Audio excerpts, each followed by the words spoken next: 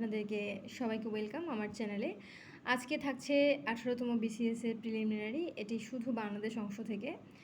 মুক্তিযুদ্ধ জাদুঘর ঢাকার কোন এলাকায় অবস্থিত? অর্থাৎ এখানে সঠিক উত্তর নেই, উত্তর হবে আগারগাঁও, রাজধানীর আগারগাঁও। বাংলাদেশের মুক্তিযুদ্ধের সময় ঢাকা শহর কোন সেক্টরের অধীনে ছিল? ঢাকা শহর মুক্তিযুদ্ধের সময় ছিল 2 নম্বর সেক্টরের অধীনে। মুক্তিযুদ্ধে বীরত্বের জন্য কয়জনকে সর্বোচ্চ সম্মান বীরশ্রেষ্ঠ খেতাব দেওয়া হয়েছিল? অর্থাৎ 7 জনকে বীরশ্রেষ্ঠ খেতাবে ভূষিত করা হয়েছিল। তদানীন্তন পূর্ব পাকিস্তানের স্বায়ত্তশাসনের জন্য তখনকার বিরোধী দলগুলোর এক সম্মেলনে বঙ্গবন্ধু শেখ মুজিবুর রহমান 6 দফা দাবি পেশ করেন। ওই সম্মেলন অনুষ্ঠিত হয়েছিল লাহোরে।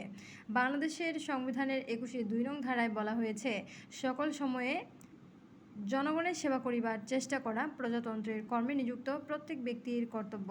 বাংলাদেশের প্রধানমন্ত্রী হতে হলে ন্যূনতম বয়স লাগবে 25 বছর, আর রাষ্ট্রপতি হতে হলে বয়স লাগবে 35 বছর। বাংলাদেশে কোন দেশ থেকে সবচেয়ে বেশি সরাসরি বৈদেশিক বিনিয়োগ বা ডাইরেক্ট ফরেন ইনভেস্টমেন্ট হয়েছে? এটি সব থেকে হয়েছে বেশি যুক্তরাষ্ট্রতে। বাংলাদেশে বর্তমানে কয় স্তর বিশিষ্ট স্থানীয় সরকার ব্যবস্থা চালু রয়েছে? অর্থাৎ 3 স্তর বিশিষ্ট। জনাব এফ.আর. খান বাংলাদেশের জন্য গৌরব। তিনি ছিলেন একজন স্থপতি। খুলনা হার্ডবোর্ড মিলে কাঁচামাল হিসেবে ব্যবহৃত হয় সুন্দরী কাঠ। তৈরি পোশাক থেকে বাংলাদেশের রপ্তানি আয়ের শতকরা কত ভাগ আসে? 1995-96 এর হিসাবের তথ্য মতে এটি প্রায় 50 ভাগ। দিনাজপুর জেলার বড়পুকুরিয়ায় কিসের খনিজ প্রকল্পে কাজ চলছে? অর্থাৎ কয়লা।